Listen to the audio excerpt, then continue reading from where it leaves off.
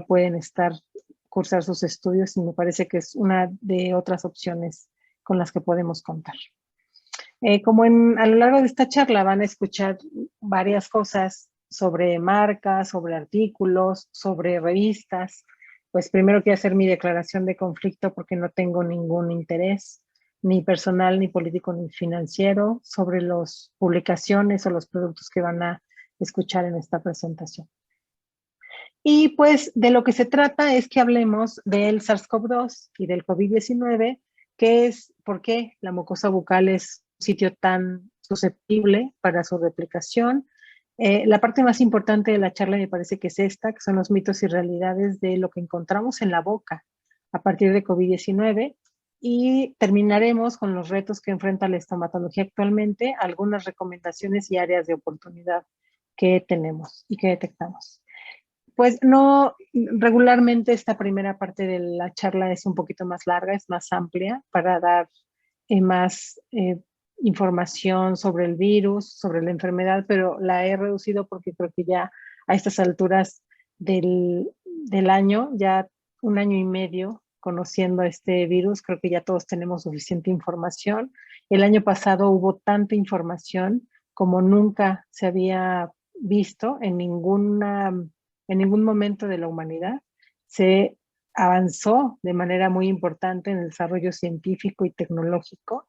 Al principio de la pandemia parecía imposible tener una vacuna antes de por lo menos 9 o 10 meses, y se tuvo antes esa vacuna. Entonces, los pasos de la ciencia fueron agigantados en el 2020, y eso va a tener repercusiones para todo lo que venga después, no solamente de SARS-CoV-2, sino con otras enfermedades y con otros virus, porque de verdad que se avanzó de manera muy importante.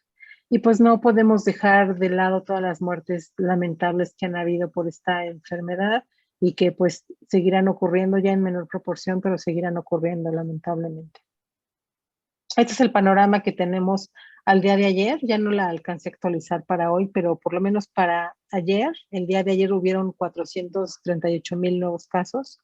En total hay 167 millones de casos a nivel mundial, y hay 3,472,068 muertes. Lo importante también es esto: se han aplicado casi ya 1,5 billones de vacunas. Esa es una muy buena noticia. Pero pues la parte mala es que hay muchos países que siguen con prevalencias muy altas. Afortunadamente para ustedes, Colombia no es el caso. Estaba yo revisando, todavía siempre han mantenido la epidemia bastante controlada. A pesar de que tienen 3 millones de casos, pues solamente tienen 84,724 muertes. Es una tasa relativamente baja, porque les invito a que revisen otros países. Pues por supuesto el país con mayor número de muertes es Estados Unidos, que está por llegar a los 600,000 muertes por COVID-19 y 32 millones de infectados. Se parece mucho a la India. Lo que pasa es que la epidemia en Estados Unidos ha tenido un avance más paulatino, más lento, y en la India hubo un repunte muy importante en tan solo unos meses, y eso también se vio reflejado en el número de muertes que todavía continúan. En Brasil, pues ya también lo saben ustedes, el número de muertes es bien alto, sobre todo si comparan con Estados Unidos. Van a ver que hay más muertes por infectados, la proporción es mucho más alta, y una cosa muy similar nos pasa aquí en México. Y en México es muy grave lo que está sucediendo con COVID, justamente por el número de muertes, porque si se fijan, los infectados son pocos, o sea, son 2,400,000 infectados, pero tenemos 221,647 muertes. O sea, una cifra bien cercana, por ejemplo, a lo que se ve en la India, pero ellos tienen 26 millones de infectados. Entonces, en México el problema no es tanto la infección, sino la cantidad de muertos que se tienen, que es muy grande. En este momento estamos ya hacia la baja, ya no tenemos tanta ocupación hospitalaria, estamos bien. Y hace rato charlábamos sobre las políticas de vacunación, que en cada país son distintas. Aquí en México fue muy distinta a otros países. Aquí se vacunó por grupo de edad, no importando si se era personal de salud o no, y pues eso tuvo sus repercusiones bien importantes, ¿no? Bueno, ya entrando de lleno al COVID-19, pues Ya todos sabemos que esta es una enfermedad producida por el virus SARS-CoV-2. La incidencia es aproximadamente de 1.5 a 3.5 de este virus.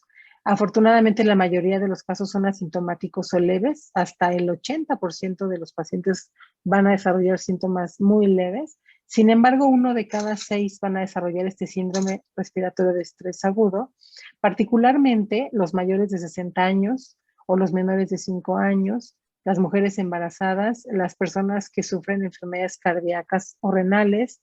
Mucho se ha repetido sobre la susceptibilidad de los pacientes con diabetes y lo vamos a ver un poco más adelante, o pacientes con hipertensión arterial no controlada, cualquier tipo de inmunodeficiencias.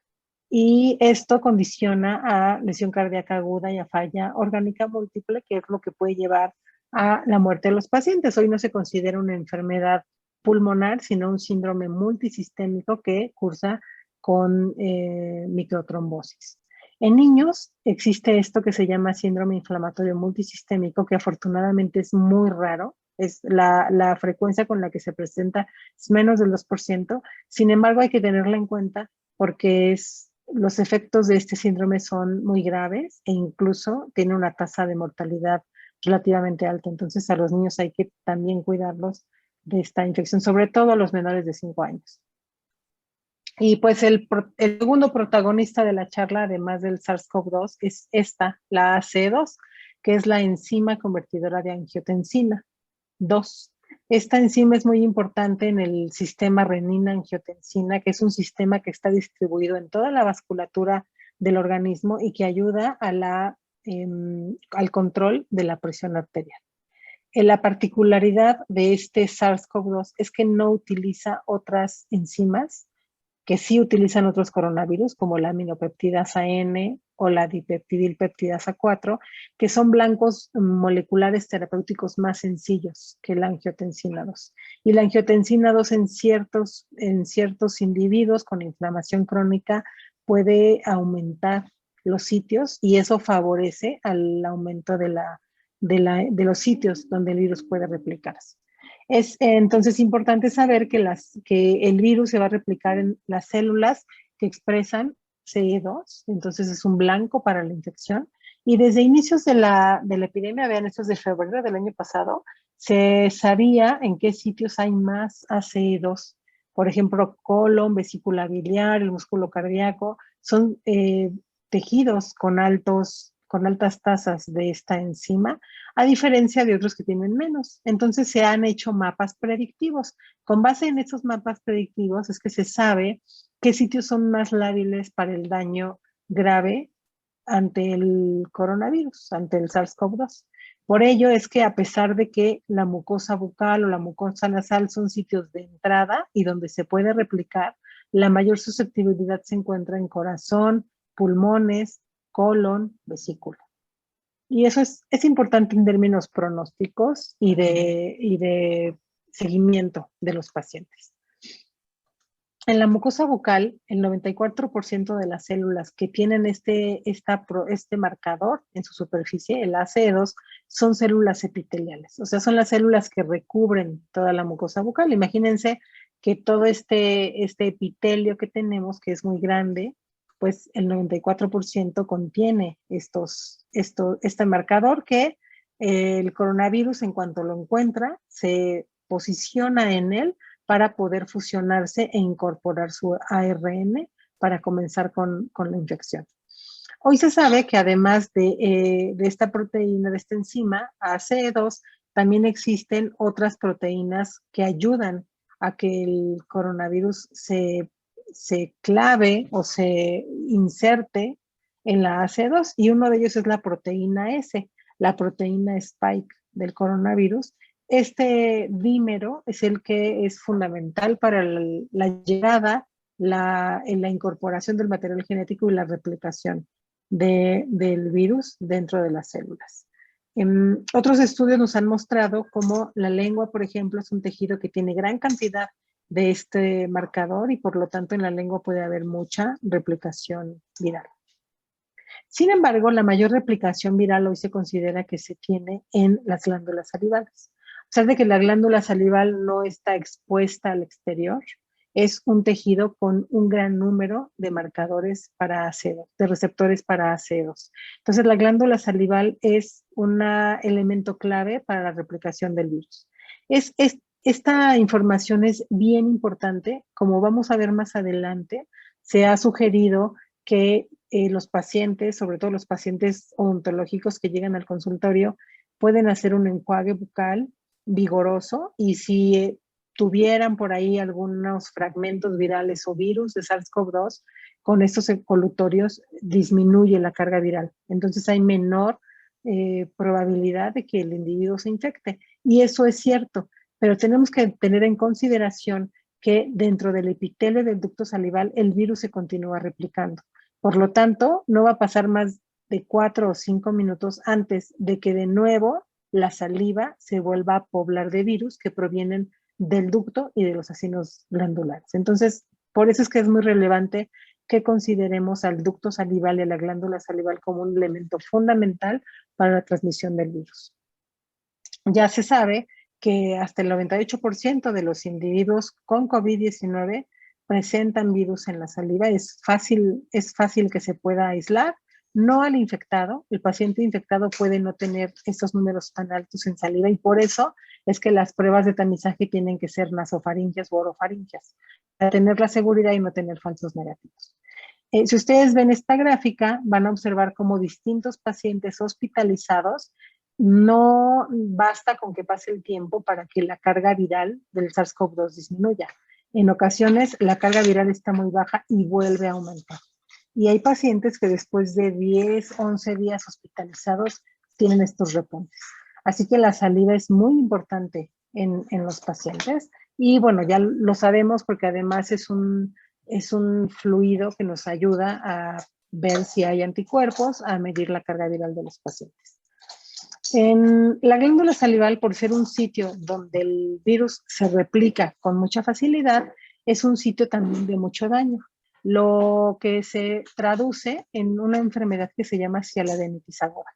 El paciente con COVID-19 va a presentar inflamación de las glándulas salivales en forma aguda. Y esto es justamente por lo que les comentaba, que los acinos y los ductos de las glándulas salivales, como pueden ver en esta imagen, expresan el marcador a acinos. ¿Qué sucede? Pues lo que sucede es el efecto citolítico en los acinos del SARS-CoV-2. Aquí lo que estamos viendo son acinos glandulares con su citoplasma amplio y miren cómo llega el virus, integra su membrana, la fusiona a la membrana del acino y penetra el RNA viral.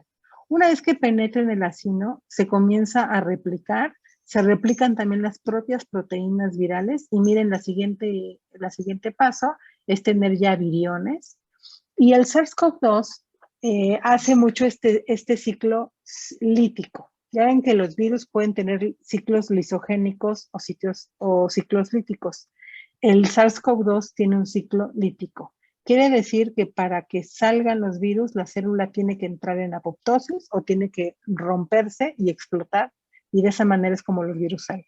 Entonces, imagínense que en nuestros pacientes, si teníamos 3 acinos que estaban funcionando bien para producir la glándula, al final nos vamos a quedar con un acino porque los otros 2 entraron en apoptosis. Esto casi nunca se recupera. Entonces, primer punto es que va a haber una disminución importante del flujo salival. Segundo lugar, esta ruptura de los acinos y su apoptosis va a hacer aumentos en la amilasa salival, que no solamente la vamos a tener en la saliva, también lo vamos a poder ver en el torrente sanguíneo, en las fases tempranas de la infección, y la amilasa es un biomarcador que se está estudiando para medir el daño celular que está produciendo el virus en el organismo. En este punto, entonces, los pacientes comienzan a tener pues molestias, se les pueden inflamar las glándulas y tienen mucho dolor, particularmente las glándulas salivales mayores. A medida que va disminuyendo esta inmunoreacción, entonces comienza a haber un fenómeno de granulación y de fibrogénesis. Quiere decir que esto que antes estaba ocupado por acinos va a comenzar a reemplazarse por tejido conectivo, o sea, por una cicatriz. Y cuando los acinos se reemplazan por cicatrices, vean qué cambio tan dramático. En esta imagen lo que podemos ver son solamente acinos glandulares mucosos y en esta otra ya casi no hay acinos, uno que otro por ahí, pero básicamente lo que vemos son los restos de los ductos salivales y toda la cicatriz. Todo esto rosa que se ve aquí son fibras de tejido conectivo, algo de tejido adiposo que también reemplaza y fenómeno inflamatorio. Lo que estamos viendo aquí se llama sialadenitis crónica. Es un fenómeno crónico por la proliferación de estas fibras de tejido conectivo. Entonces, el tejido acinar se reemplaza por estas fibras de colágeno y lo que el paciente primero va a notar es que hay menos saliva en su boca. Ya conocemos todas las consecuencias que tiene tener poca saliva en la boca. Entre ellas, pues la más importante es la alta susceptibilidad a tener infección retrógrada, es decir, que las propias bacterias del medio bucal penetren hacia los ductos y provoquen infecciones importantes. También, debido a que estos conductos ya no tienen el fluido que ayuda a barrer los restos de células epiteliales, los restos de sales inorgánicas, entonces hay mayor susceptibilidad para la cialolitiasis, que puede ser pueden ser cálculos o pueden ser solamente tapones epiteliales. Y pues todas las enfermedades intraorales que nos condiciona la hiposalivación, que ya son bien conocidas, candidosis eritematosa, los fenómenos de caries rampante que también se pueden encontrar, y es en esto con lo que tenemos que trabajar a largo plazo con los pacientes que tienen COVID. En algunos pacientes vamos a ver que hay estenosis de los conductos, incluso formación de cicatrices o sellado por completo, sobre todo del parotidio. Otra cuestión importante que quiero mencionar es la presencia de síntomas. También desde el inicio de la epidemia se ha hablado mucho de los trastornos del sabor.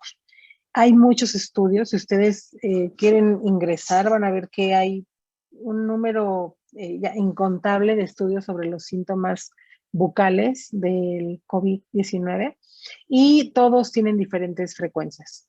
En general, este metaanálisis lo que encuentra es que el 45% de los pacientes con COVID-19 tienen algún trastorno del sabor, pero vean cómo varía entre poblaciones. En Asia, por ejemplo, se reporta entre el 5 y el 13%, en América se reportan tasas bien altas, 68%, y en Europa son muy variables. O sea, en general se habla de un 39% en España, pero en Bélgica llega hasta el 89%.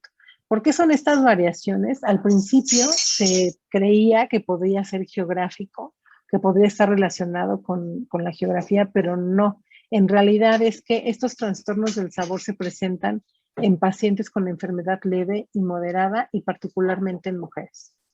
No quiere decir que solamente se presenten en estos pacientes. Lo que quiere decir es que un paciente con enfermedad grave, pues regularmente no nota estos trastornos del sabor. O sea, un paciente que está con otros problemas, con dificultad para respirar, que incluso tiene puntas nasales o que pues, en el peor de los casos pudiera estar intubado, pues lo que menos va a importar o lo que menos va a reportar es si le saben los alimentos o no.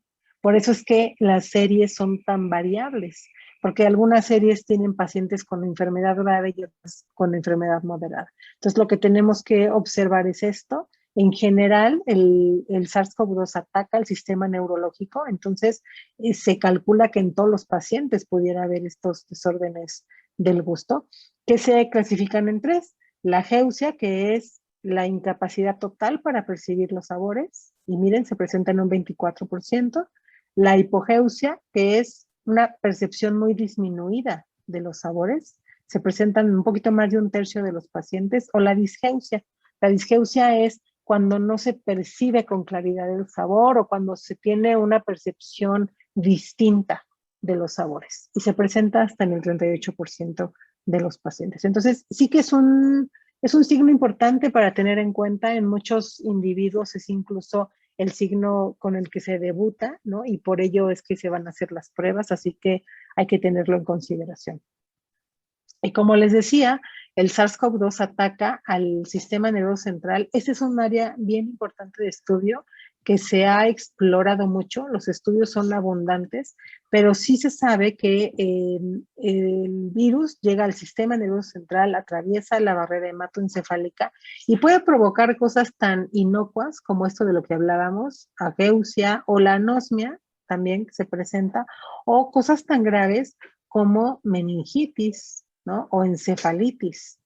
Ahí es dentro de esto que le llaman síndrome post-COVID o COVID largo, se encuentran muchas de estas alteraciones, ¿no? La pérdida de memoria, la pérdida de conciencia en algunos momentos, la agitación neuromuscular. Entonces, este es un área bien importante que se sigue desarrollando y me parece muy interesante. Bueno, vamos a iniciar en este momento un breve recorrido, porque a donde yo quiero llegar es a establecer esta como seguridad de cuáles lesiones sí están asociadas a COVID-19 y cuáles no. Para que podamos llegar ahí, vamos a hacer un breve recorrido sobre cómo se fueron presentando los estudios. Y como en todas las pandemias o como en todas las enfermedades nuevas, fue muy interesante, es muy interesante la historia de las publicaciones. Si tienen oportunidad de asomarse a verlas, es muy interesante cómo es que se fueron desarrollando. Y para esta charla, pues traigo únicamente lo que se hizo en dermatología y en medicina bucal, pero pues en todas las áreas del conocimiento es que se hicieron aportaciones tan interesantes como las que vamos a ver hoy. Entonces, ese es el primer estudio de dermatología que se publica en mayo del 2020 y donde nos explican que a un grupo de pacientes con SARS-CoV-2 se les localizaron ciertas alteraciones en la piel. Entonces decían que algunos tenían erupción eritematosa, otros desarrollaban urticaria generalizada y algunos presentaban vesículas tipo varicela. Si se fijan, lo más frecuente era la erupción eritematosa. Este primer estudio del doctor Sebastián Recalcatri, que es un dermatólogo en Lombardía, Lombardía es un sitio donde explotó la infección por la enfermedad por COVID, donde se desbordó por completo. Entonces, hay mucha investigación en Lombardía. Las primeras cortes provenían de allá. Y lo que él dice después de ver este grupo de pacientes es, cuando vemos los datos, tenemos que decir que las lesiones que vemos en piel son muy similares a las que vemos en las infecciones virales comunes. Esta es una aseveración muy importante y muy temprana. El doctor Recalcatri hizo una aseveración fundamental porque si nos hubiéramos quedado con esto, no tendríamos tantos problemas en medicina bucal como los que después vinieron. Recuerden que en esta primera parte de la pandemia, donde había mucho temor, ¿no? Donde habían muchas, incluso como cosas no del todo correctas que se hacían, pues una de ellas fue la poca documentación. En estos momentos era imposible pensar en meter una cámara fotográfica a una clínica COVID o a un hospital COVID. Por eso es que no vamos a encontrar fotografías, sino solamente descripciones, como si estuviéramos estudiando hace 200 años, ¿no es cierto? Ya para abril, este grupo de dermatólogos hicieron un trabajo sensacional que yo creo que es uno de los mejores trabajos en dermatología. Ellos reunieron 375 casos con todo tipo de enfermedades, desde leve hasta enfermedad muy grave, y clasificaron las enfermedades que encontraban. Entonces, miren, de estos 375 casos, casi en la mitad encontraron lesiones maculopapulares, que son estas lesiones apenas elevadas que se encuentran con mayor frecuencia en miembros superiores y en miembros inferiores. Algunas parecen más como papuliformes, más que maculares, y se parecen mucho a las dermatitis que también se encuentran en varias infecciones virales. Después miren cómo con 19% empatan este eritema, edema acral vesiculopustuloso, que se llaman también sabañones, y las lesiones urticarianas. Las lesiones urticarianas pues no son extrañas para nadie. Yo creo que también ustedes estarán muy habituados o habituadas a verlos. Son fáciles de distinguir y se relacionan con el consumo de medicamentos, con la presencia de virus. Pero este eritema, este edema acral, llamó mucho la atención. porque pensaron que este eritema era específico del COVID-19. Entonces empezaban a buscar intencionadamente a qué pacientes tenían estos sabañones. Estas manifestaciones en un inicio se pensó que podían estar relacionadas con la coagulopatía que acompaña al COVID-19 y ya van a ver en la siguiente diapositiva cómo después, pues como que todavía no está muy claro si es por ese lado o no. El 9% de los pacientes presentan vesículas que después se rompen, también un fenómeno que encontramos con mucha frecuencia en lesiones, en enfermedades virales, y el 6% presenta este eritema que se llama lívido reticular, que acompaña a los pacientes con enfermedad severa y con mortalidad muy grande. Entonces, nos ayudaba en ese momento a tener un panorama de lo que era más frecuente y de lo que era más grave y ante lo que teníamos que tener mayor cuidado, mayor atención. Y regresamos a los sabañones porque hasta hoy siguen siendo un motivo de controversia. Estas plaquitas o estos nódulos, miren, a veces muy violáceos, se presentan en los dedos de las manos, en los dedos de los pies, muy localizados, son dolorosos, a los pacientes les molestan, miren qué pequeñitos pueden ser o pueden estar muy extendidos en todo el dedo. Entonces, les decía yo que al principio pensaban que esto era un signo inequívoco de COVID-19. Y de hecho, pues si uno ve estas lesiones, y en muchos de los artículos están descritos como trombosis localizadas, ¿no? Como fenómenos de coagulopatías. Y así es como se fue pensando durante varios meses. El problema vino cuando viene el rebrote europeo en el verano y entonces ya no se presentan. Y si ya no se presentan, quiere decir que no tiene que ver tanto con la infección, sino con el clima. Y parece, o algunos estudios dicen que lo que sucedió en el primer brote europeo es que pues estaban en invierno, los sabañones son frecuentes cuando hay climas muy fríos, ¿no? Y pues el hecho de haber estado en invierno, más el aislamiento y la inactividad, de los pacientes que estaban dentro de casa, a veces no se usan zapatos, entonces los dedos se enfrían más de lo normal, pudieron haber condicionado la presencia de estas lesiones. Sin embargo, todavía hay controversia, ¿eh? O sea, hay mucho estudio alrededor de esto, hay autores que creen que se trata de un polimorfismo que está relacionado con ciertos patrones genéticos y hay otros que dicen que no tiene nada que ver, que era nada más el clima. Pues el tiempo nos ayudará a discernir si sí están relacionados o no con el COVID. Lo que sí les puedo decir es que no son un signo que nos permita identificar a un paciente con COVID. Porque este edema acral se puede presentar en muchas circunstancias y en muchas situaciones.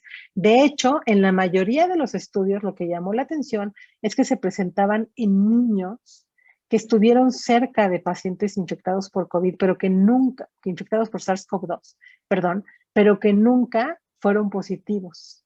O sea, los niños siempre fueron negativos al PCR y siempre fueron asintomáticos. Entonces, bueno, pues aquí hay otra área de estudio importante y yo les invito a que no le pierdan la pista y que sigamos aprendiendo de lo que pasa alrededor de estos sabañones. Bueno, para mayo ya los dermatólogos tenían muy claro que las lesiones que se veían como estas urticariformes, estas vasculitis urticarianas, estaban relacionadas con el manejo que se le daba al paciente y no causadas, no eran una entidad asociada al COVID o causada por el SARS-CoV-2. El ejemplo es este paciente, miren, estaba tratado con dexametasona, hidroxicloroquina, ceftriaxona, lopinavir, ritonavir y enoxaparina. Al principio así se trataban a los pacientes y más, ¿no? Y más medicamentos se les dio. Entonces, no es difícil pensar que un paciente con esta polifarmacia haga lesiones urticarianas diseminadas, generalizadas por todo el organismo. Y por otro lado, también se empezaron a presentar estas lesiones tipo eritema multiforme, muy típicas, muy conocidas, algunas muy identificables por su patrón de tiro al blanco. Y aquí hay que recordar que cuando un paciente presenta lesiones de eritema multiforme, no necesariamente está asociada con fármacos. Aunque son pacientes que están con muchos fármacos, hay que recordar que el eritema multiforme también es una respuesta ante un fenómeno infeccioso y particularmente viral. Lo vemos mucho con herpes simple, pero también se ve con SARS-CoV-2. Entonces, este eritema multiforme, pues pudiera estar relacionado al virus, pudiera estar relacionado al manejo que se le dio al paciente. En cualquiera de los dos casos, es importante que en los propios artículos se menciona no son lesiones ocasionadas por SARS-CoV-2, sino por el manejo que se le dan o por la presencia viral, como en el eritema multiforme. Entonces, muy pronto, como por ahí de junio, julio quizá, ya en dermatología ya se tenía muy claro que las manifestaciones en piel asociadas al paciente con COVID-19 tenían 3 etiologías. La primera es que muchas eran comunes a enfermedades virales, y se acuerdan que esto lo dijo Sebastián Recalcatri en el primer artículo que apareció. Otras eran manifestaciones como consecuencia del tratamiento que se les estaba dando a los pacientes. Y finalmente tenemos manifestaciones por coagulopatía, ¿no? Por COVID-19, que en este momento eran de 2 tipos. El eritema acral que veíamos, los abañones en pies y en dedos de las manos y dedos de los pies, o la lívido reticular, estas lesiones rojas por estancamiento de sangre que se presenta en pacientes con enfermedad grave. Entonces, vean cómo muy pronto los dermatólogos nos dijeron, hey, sabemos por dónde son y sabemos cómo tratarlas. El lío fue cuando empezamos con la boca. Este es el primer artículo que apareció sobre las manifestaciones mucocutáneas de COVID-19 en este grupo de 666 pacientes. Entonces, vean las imágenes, porque las vamos a ver un poquito más adelante. El problema con este trabajo, que es muy bueno, o sea, y si se hubieran quedado con las cutáneas, es un trabajo sensacional, con una cohorte muy grande. El problema es que de todos estos autores no hay ni un solo estomatólogo, no hay ni un solo patólogo bucal. O sea, todos son dermatólogos y dermatólogas. Entonces, ¿qué pasa? Pues que dan diagnósticos que en realidad pues, son muy generales, ¿no? O dan diagnósticos que pueden estar presentes en la población. Vamos a ver, por ejemplo, cómo ellos dicen que en el 11% de los pacientes se encuentran papilitis lingual. La papilitis lingual, pues, no existe como una enfermedad, ¿no? Es quizá una descripción cuando una papila se hipertrofia o se inflama, pero no es una enfermedad como tal. Luego el 6% lengua crenada, que es lo que vemos en este paciente. La lengua crenada es una característica, es una variante de la forma de la lengua, no es una enfermedad, no tiene por qué estar relacionada con los virus. Luego decían que el 6.9% presentaba aftas. Yo supongo que se referían a las estomatitis aftosa recurrente, a las úlceras recurrentes, pues que no es raro que los pacientes presenten aftas, ¿no? O sea, depende del grupo de edad que se trabaje, pero pues vamos a encontrarlas y no se relaciona con ninguna enfermedad. Es como si yo me voy a ver pacientes, me voy a un área de leucemias, voy a ver a mis pacientes y digo, los pacientes con leucemia tienen incidencia de aftas. Pues no, es que en ese grupo de edad hay más aftas y entonces las puedo observar ahí. La glositis de papilada, que seguramente es esto, ¿no? O sea, si se refieren a esto, lo que estamos viendo aquí es en realidad glositis migratoria benigna o eritema migrans o lengua geográfica, como le llamemos es lo mismo, pero esta es una variante en la normalidad que encontramos en ciertos grupos poblacionales en mayor o menor frecuencia, pero que de ninguna manera es anormal y que pues se presenta en condiciones normales, igual que esta lengua crenada. Miren, aquí el paciente tiene por lo menos puntas nasales y quizá es un paciente de edad avanzada, por lo cual todavía es más normal lo que estamos observando. 3.9% mucositis. Mucositis es un término muy general. O sea, mucositis puede decir todo y nada, ¿no? Entonces, no sabemos a qué se referían con mucositis. Es seguramente no a la mucositis por quimioterapia, quizás se referían al término general de inflamación de la mucosa, pero no lo explica en el artículo. Y el 5.3% de los pacientes presentaban ardor bucal. Bueno, pues eso es un síntoma, ¿no? Y que puede estar relacionado con muchas otras cosas.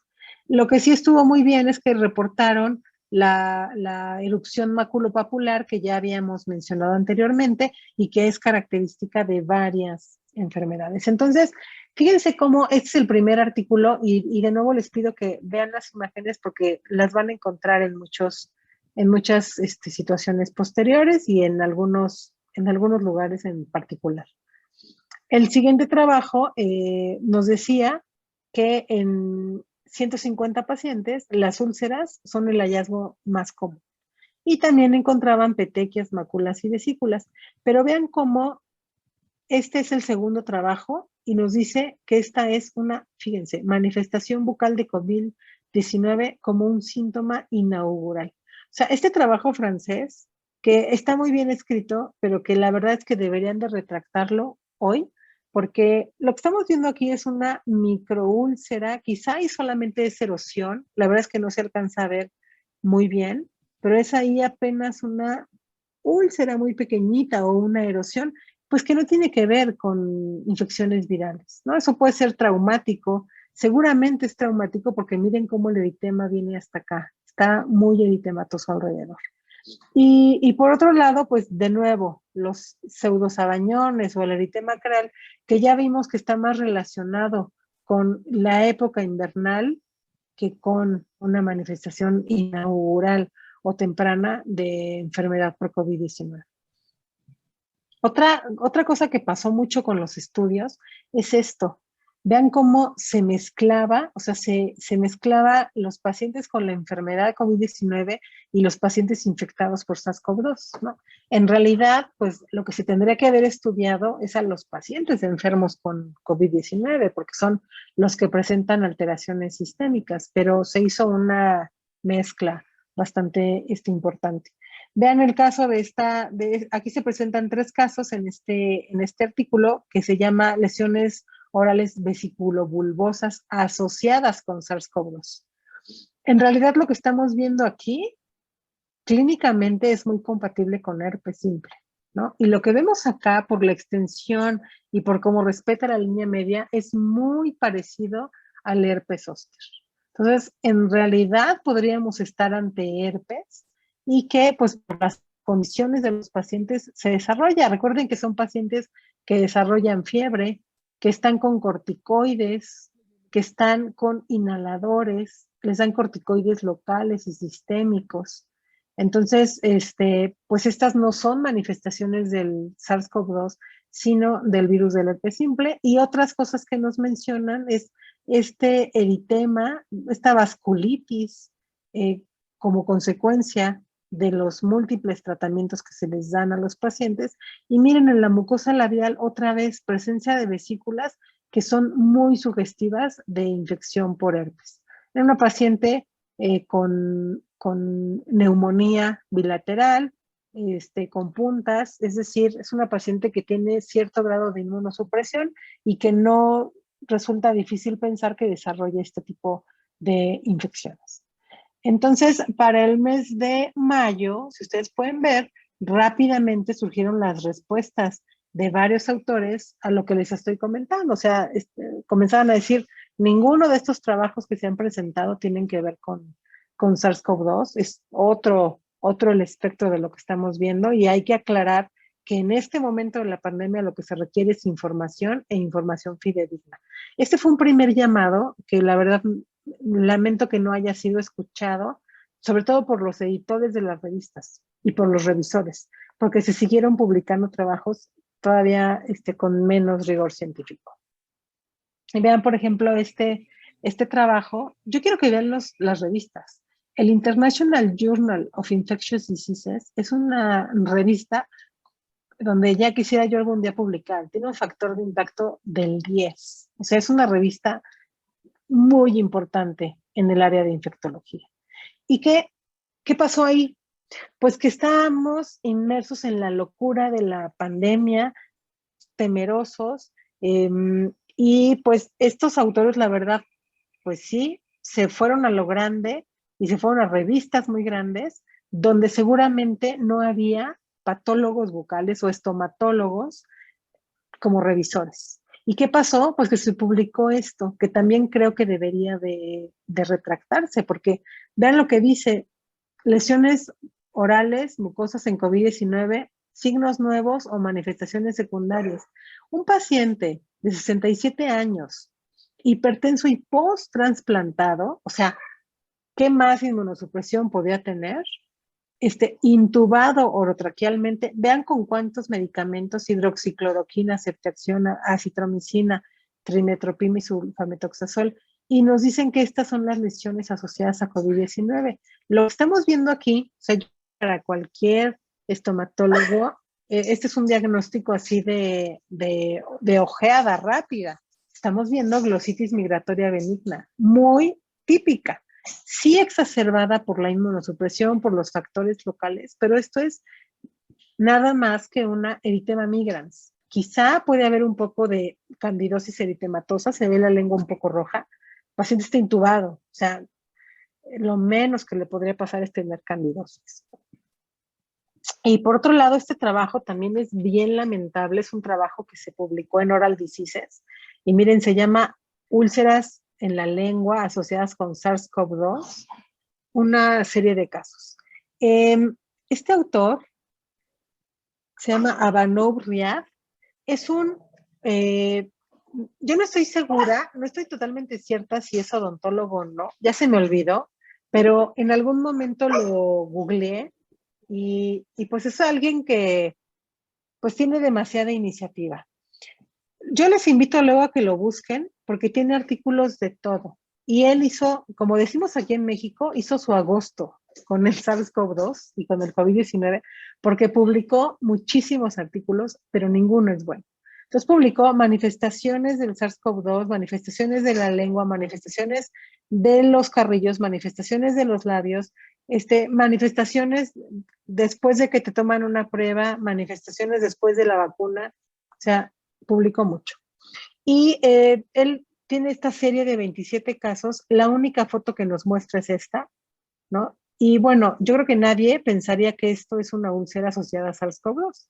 Y lo peor de todo es que nos presenta esta úlcera, que evidentemente es una úlcera crónica, pues asociada a dientes en mal posición, a un estado de salud muy deplorable, donde lo que menos podríamos nosotros pensar es que se asociara a la infección. Entonces, este es otro artículo que tendría que retractarse. Sin embargo, no todo es malo.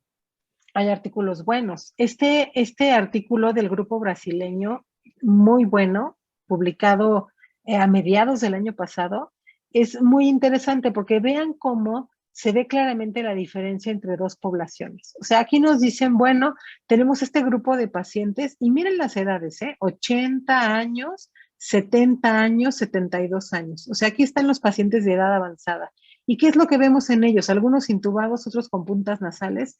¿Qué vemos? Pues vemos, esto es herpes, candidosis eritematosa, úlceras por herpes intraoral, herpes labial muy exacerbado, otra vez herpes labial y seguramente también hay herpes intraoral, herpes, herpes, herpes y herpes. O sea, herpes por la inmunosupresión, por las condiciones virales, por la fiebre tan elevada. Y de nuevo, así como este doctor, pues aquí sí nos enseñan una úlcera crónica, traumática, asociada a los bordes cortantes de los dientes de esta paciente.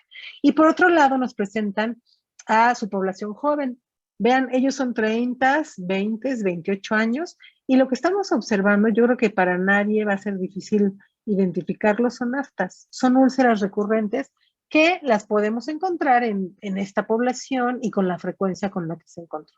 Entonces, este es un trabajo muy bueno porque aquí además ya comienzan a decir, pudiera ser que la cavidad bucal sea un órgano blanco y después pues vimos que efectivamente así lo era.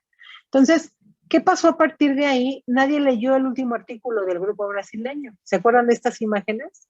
Pues la gente se quedó con estas dos. Y si ustedes entran a las redes sociales, entran a Twitter, por ejemplo, o métanse a Google y le pongan pongan lengua COVID y van a ver la gran cantidad de información errónea que hay alrededor de esto. Entonces, se acuña este término que es lengua COVID, completamente desafortunado.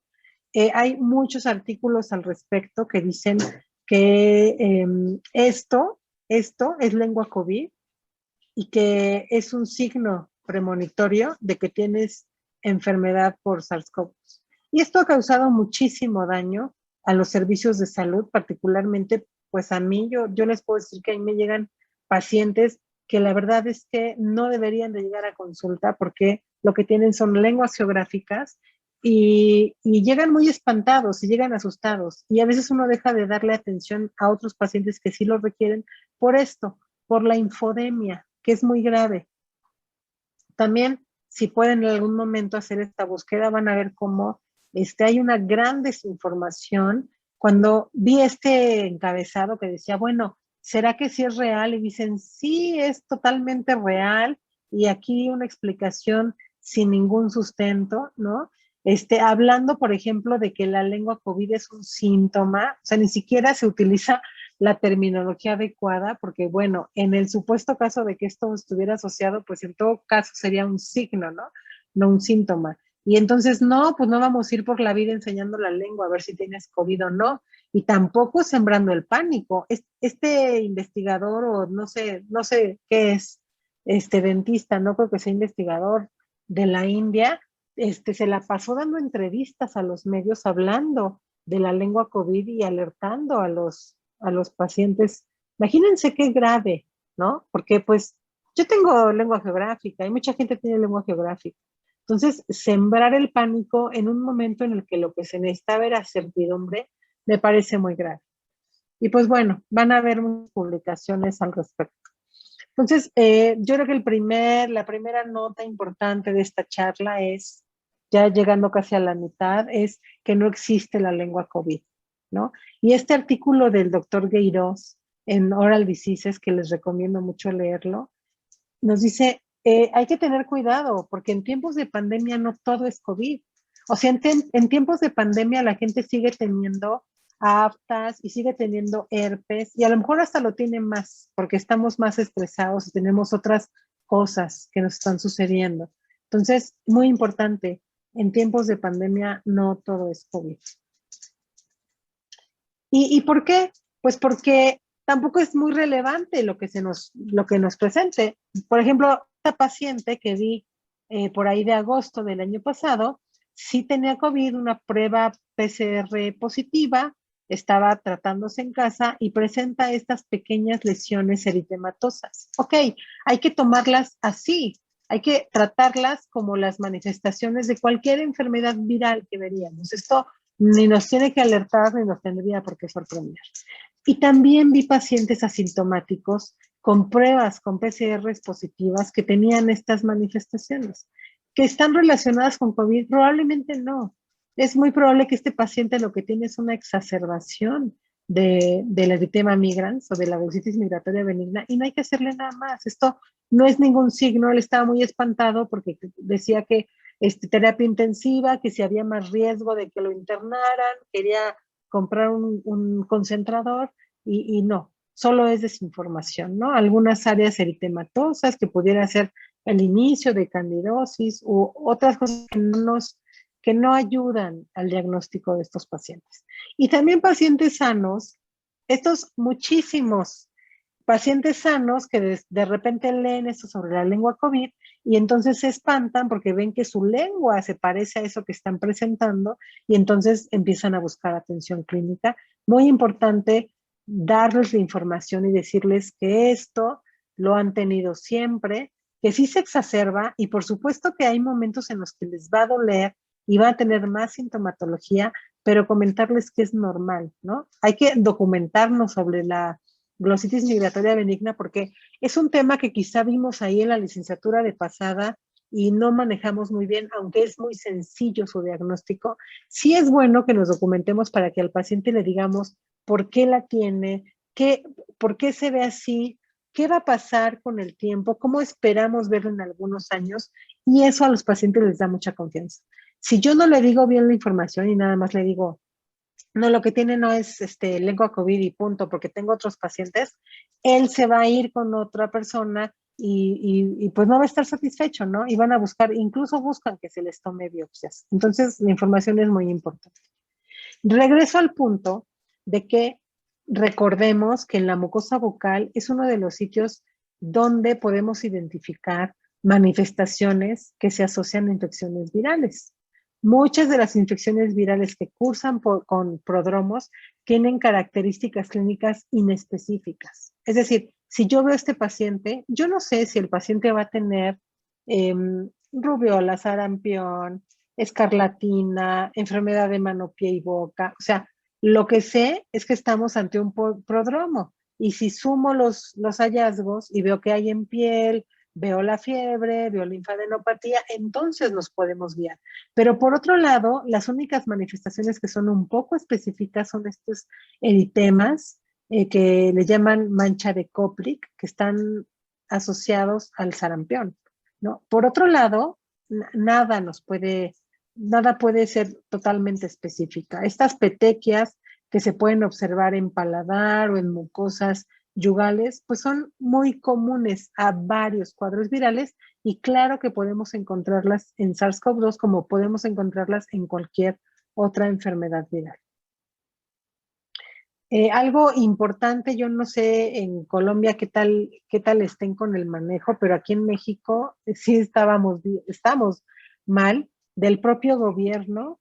Vean, cuando un paciente es positivo, se llega a uno de los muchos kioscos que hay en la ciudad para que se hagan la prueba de SARS-CoV-2 y si sale positivo de inmediato les dan ivermectina, que es este medicamento pues que se utiliza para algunas pediculosis. Acitromicina es un antibiótico y les dan paracetamol porque al inicio de la pandemia se decía que el ibuprofeno no era bueno, ¿no? Que el ibuprofeno, fíjense cómo es la investigación científica de engañosa. Empezaron los casos con fiebres altas, les daban ibuprofeno, no se resolvían y empezaban con las coagulopatías. Entonces, al inicio de la epidemia hay artículos que mencionan que el ibuprofeno está relacionado con coagulopatías. Y se quedó eso como leyenda urbana. Entonces, todavía da miedo recetar ibuprofeno y se sigue recetando paracetamol a diestra y siniestra. Y además, se les da el ácido acetil salicílico por lo de las microcoagulopatías, pues que van a ser mínimos si el paciente desarrolla enfermedad grave. Entonces, esta es una receta cortita, pero vean lo que nos hemos encontrado. O sea, vean la cantidad de medicamentos que se les pueden dar a los pacientes. Esto es un crimen. O sea, darles todos estos, incluyendo dexametasona, colchicina, levofloxacino, quetiapina. O sea, los pacientes están muy vulnerables. ¿Por qué? Porque están ante una enfermedad que puede ser potencialmente grave y nosotros o los médicos, al recetar tantos medicamentos, nos complican más. Entonces, el segundo punto importante en esta plática es recordar que la candidosis es un evento secundario que se asocia con la polifarmacia. A pesar de que en muchas cohortes de casos leves y casos graves se ha demostrado que los antibióticos con amplio espectro no se receten y sin embargo son recetados hasta en el 93%, continúa dándose acitromicina, ceftriaxona o levofloxacina. No hay ninguna evidencia de que el SARS-CoV-2 tenga un efecto que sume para las coinfecciones bacterianas o fúngicas. Por tanto, no se requieren antibióticos. El darles a los pacientes antibióticos de amplio espectro lo que hace es colocarlos en una inmunosupresión que nos va a generar candidosis, eritematosa o pseudomembranosa en los pacientes intubados. Y esta infección, aunque pareciera muy simple, es potencialmente grave. O sea, un paciente inmunosuprimido, intubado en terapia intensiva o un paciente con enfermedad grave hospitalizado puede desarrollar candidemia por tener candidosis bucal y puede morir por esto. Entonces, el llamado también muy importante es a evitar la polifarmacia, a evitar que se den tantos tantos medicamentos al mismo tiempo, por un lado. Y por otro lado, yo creo que en los hospitales, sobre todo en terapia intensiva, debería de haber un patólogo bucal. O sea, debería de haber alguien que estuviera enfocado a las enfermedades bucales para dar diagnóstico y tratamiento adecuado. Y no sé, en Colombia, aquí en México no, eso no es posible, no existe. Eso ayudaría a disminuir mucho las complicaciones. Entonces, hasta donde vamos ahora, bueno, pues ya sabemos que los signos que acompañan al COVID pueden estar relacionados con el manejo o con el compromiso inmunológico de los pacientes. Por un lado vimos que sí se presentan úlceras bucales, en su mayoría son inflamatorias o aftas. También vimos que hay virales como las infecciones por herpes intraoral o el herpes labial recurrente y úlceras reactivas que no son poco frecuentes. Vimos 2 casos de úlceras traumáticas crónicas. En el estrés psicosocial de la pandemia, por supuesto que se han visto más lesiones reactivas. Les voy a enseñar un caso un poquito más adelante y van a ver cómo todo el espectro se modifica pues cuando estamos en una situación tan difícil como la que vivimos, sobre todo el año pasado.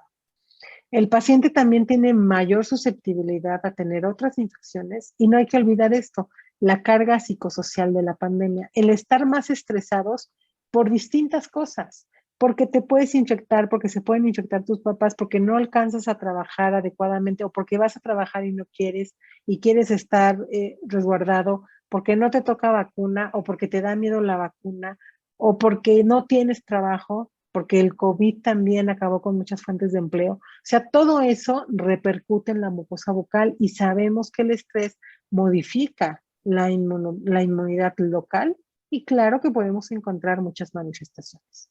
Ahora, aparte de estas 3 causas que les estoy diciendo, también existen lesiones bucales inducidas por la inflamación vascular como respuesta a la presencia del SARS-CoV-2. Son muy poco frecuentes, pero sí existen. Y les voy a poner este ejemplo. Este es un angiograma pulmonar donde podemos ver los vasos pulmonares. Ustedes ven los de gran calibre, los de pequeño calibre. Este es un pulmón sano. Miren cómo se ven los vasos. La sangre pasa sin ninguna interrupción, tanto en los de mediano como en los pequeños capilares y en sus terminaciones. Y miren cómo se ve un paciente con SARS-CoV-2. O sea, si ustedes alcanzan a ver perfectamente aquí, hay interrupciones. Aquí están los coágulos que interrumpen el flujo sanguíneo. Miren, aquí hay un doble y aquí hay otra vez. Entonces, este fenómeno de coagulopatía se presenta, o de microtrombosis, se presenta en todo el organismo. Y la boca no es la excepción. Por tanto, hay 2 trabajos que nos lo demuestran claramente. Este trabajo de junio del año pasado, donde vemos un paciente con petequias en el paladar y presentaba esta úlcera. Miren qué úlcera tan distinta a todo lo que habíamos visto. Esta es una úlcera muy bien delimitada, pero lo que tiene que llamar mucho nuestra atención es la isquemia tan grande que tiene. O sea, nosotros vemos esta área isquémica muy abundante que está relacionada con lo que histopatológicamente se diagnosticó como un trombo dentro del vaso sanguíneo. Entonces, esta sí es una manifestación asociada a COVID-19. Sin embargo, hay que tener en cuenta 2 cosas. La primera es que no es un signo temprano, o sea, no es algo que nos va a ayudar a identificar a un paciente con COVID-19, no. Este es un paciente con enfermedad grave, moderada a grave, es un paciente que se puede complicar, pero es un paciente que ya tiene tiene todos los síntomas. Para que alguien llegue a este estado de coagulopatía, ya pasó por la tormenta de citoquinas. Entonces, 1, no nos ayuda a identificar tempranamente y 2, no es necesario tomar biopsia. En este caso se tomó la biopsia con fines de investigación, porque había que documentar que esto que estamos viendo sí está relacionado con la trombosis y que estos son vasos sanguíneos. Cuando les ponen un marcador de inmunohistoquímica específico, pues se ve que son vasos sanguíneos. Pero el tratamiento, desde luego que no es la biopsia. Y este segundo trabajo, un poco parecido, pero aquí en lugar de ver úlceras sistémicas, lo que vemos son grandes acumulaciones de sangre, ¿no? Acúmulos, ya sean maculares o vesiculares de sangre. Y la histopatología también nos ayuda a ver cómo hay éstasis vascular, o sea, ustedes ven los vasos sanguíneos llenos de eritrocitos y una proliferación de nuevos vasos sanguíneos sobre un fondo inflamatorio. Ya para finales del año pasado estábamos muy ciertos y ciertas de que tanto el epitelio de la mucosa bucal como los acinos y los conductos glandulares marcan para esta proteína spike que les mostraba yo al inicio. Todos estos pacientes, lo valioso es que se les hizo pruebas de PCR para herpes simple 1 y 2 y citomegalovirus y fueron negativas. De tal manera que sí se puede tener un poco más la seguridad de que esto estuviera relacionado con enfermedad moderada a grave por COVID-19. Pero son las únicas los únicos casos que tenemos de enfermedades que yo sí podría decir que están relacionadas con SARS-CoV-2. Fuera de eso, ninguna otra. Y miren que hay más de 300 trabajos sobre estas manifestaciones. Bueno, ahora, ¿qué hay de las lesiones bucales en la pandemia? Pues ya hemos empezado a ver muchas cosas. No sé cómo les esté yendo por allá, pero aquí pues los cambios son bien abruptos, ¿no? El cambio de vida, tanto físico como social, nos ha traído otras manifestaciones. Primero, por ejemplo, los dermatólogos ya empiezan a reportar esto, el uso continuo o inadecuado del cubrebocas. Miren, en los niños, el uso del cubrebocas cómo provoca la protrusión de los pabellones auriculares y esto pues hay que evitarlo porque aun cuando se lo quiten, el pabellón auricular queda protruido hacia adelante. Y también se han reportado estos casos tan graves de dermatitis o fenómenos de Kovner con rosácea en los pacientes que utilizan el cubrebocas por mucho tiempo o que no lo higienizan lo suficiente. O sea, hay pacientes que traen el cubreboca por días y es el mismo cubrebocas. Y pues el cubrebocas guarda bacterias, ¿no? Y esas bacterias del medio bucal se van a la piel, la colonizan y pueden hacer estas dermatitis. Yo he visto varios pacientes con candidosis, porque el paciente, y sin ningún factor de riesgo que lo condicione, muchas personas con el uso del cubrebocas tienden a abrir la boca y tienden a empezar a respirar por la boca en un fenómeno como compensatorio. Entonces la respiración bucal genera gerostomía, hiposalivación y esto se traduce en candidosis. Entonces, esto hay que platicarlo con los pacientes, ayudarles a que pues higienicen los cubrebocas, que los cambien, que les apliquen algún antiséptico si lo van a usar durante mucho tiempo, promover el uso de cubrebocas de tela que puedan ser lavados, incluso cambiarlos 2 o 3 veces al día si es que se van a utilizar por mucho tiempo. Por otro lado, el estrés y la ansiedad desencadenan reacciones de hipersensibilidad. O sea, los pacientes que son atópicos, esta es la condición ideal para que desencadenen más atopia dentro de la mucosa bucal. Entonces, podemos ver estas lesiones que parecieran mucositis de contacto, pero es atopia, son fenómenos atópicos en una variante de la enfermedad alérgica bucal. Los pacientes con glositis migratoria benigna van a tener activación o exacerbación de la sintomatología y de las manifestaciones de la descamación de las papilas y también vamos a ver más estomatitis aftosa recurrente que están relacionadas con el estrés. Entonces, lo que sí vamos a tener también es que los pacientes tienen una mayor percepción de las variantes de normalidad. O sea, los pacientes llegan también a pedir consulta porque ven que tienen unas bolitas aquí en las mejillas que nunca las habían visto, entonces hay que explicarles, ¿no? Que son las salidas de los conductos y que están normales. O pueden llegar pensando que tienen tumores en la base de la lengua y también explicarles pues que esos son sus papilas y que tiene que estar tranquilo. Otra vez, es muy importante la información que les demos a nuestros pacientes.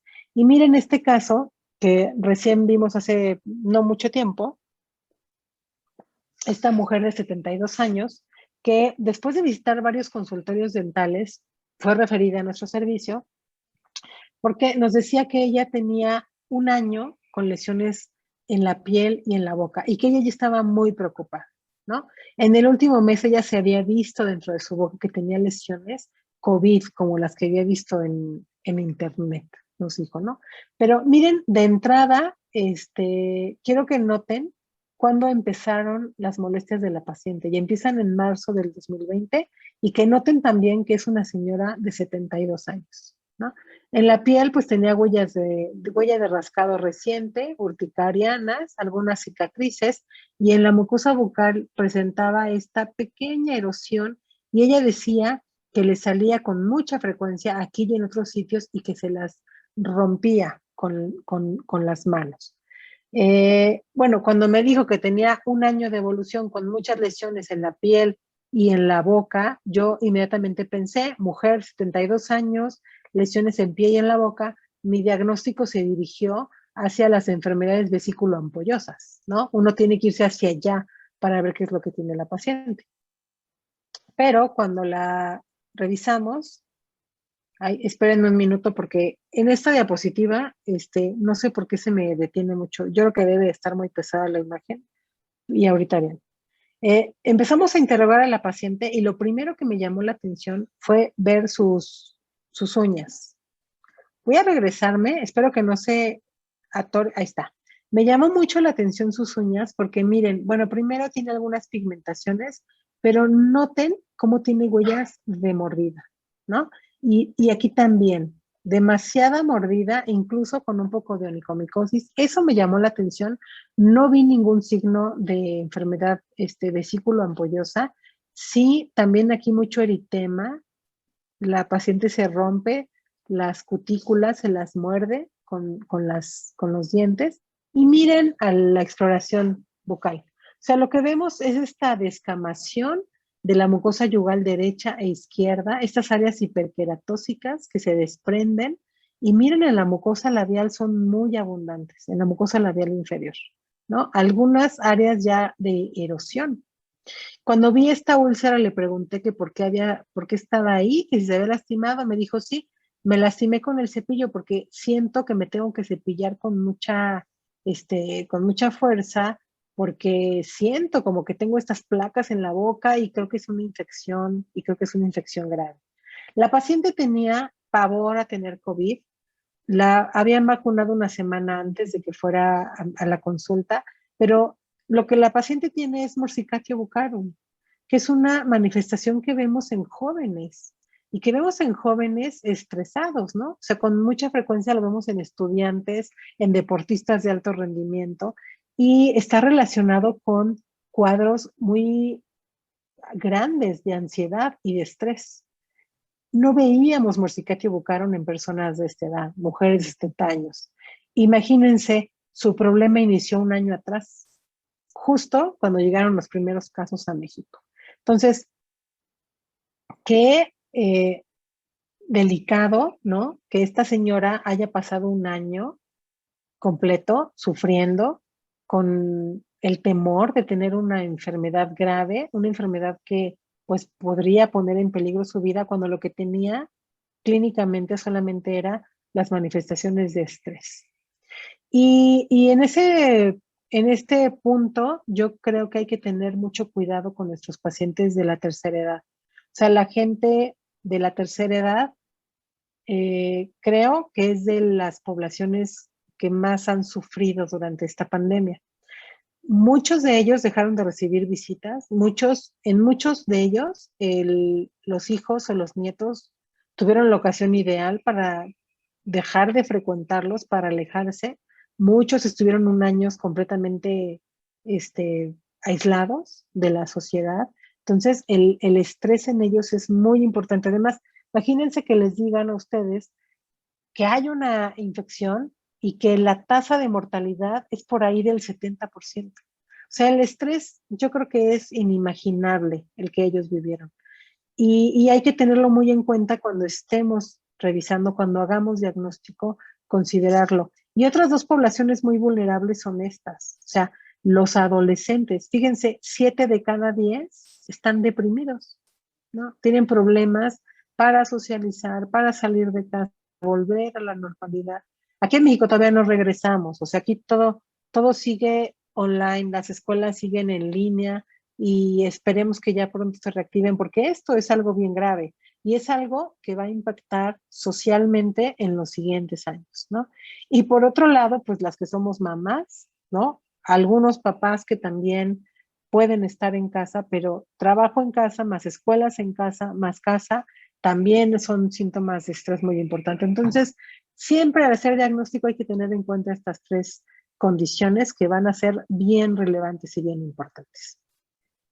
Y bueno, la última parte de la charla la quiero dedicar a esto, porque es lo que hemos estado viendo últimamente. O sea, cuando se agotó el tema de la lengua COVID y de las manifestaciones vocales de COVID, tardíamente llegaron los periodoncistas. Entonces, ¿se acuerdan? Eran dermatólogos, luego llegaron los patólogos y ahí vienen los periodoncistas.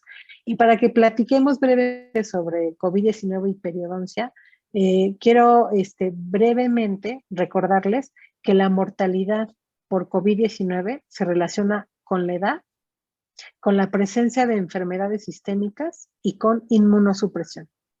¿Por qué? Estas 3 condiciones están relacionadas con la tormenta de citoquinas que acompaña al COVID.